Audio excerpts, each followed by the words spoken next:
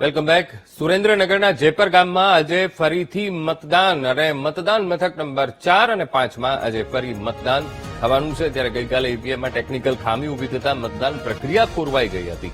તો ચૂંટણી અધિકારીને રજૂઆત કરતા ફરી મતદાનની મંજૂરી અપાઈ. તો જેપર ગામની નવી પ્રાથમિક શાળાના મતદાન કેન્દ્રમાં મતદાનની પ્રક્રિયા એ ચાલુ થઈ ગઈ છે.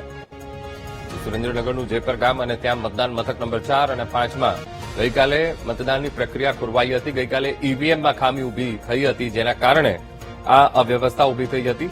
ત્યારે ફરીથી આજે મતદાન આ ગામમાં બૂથ નંબર 4 અને 5 જેના માટે મતદાન થશે.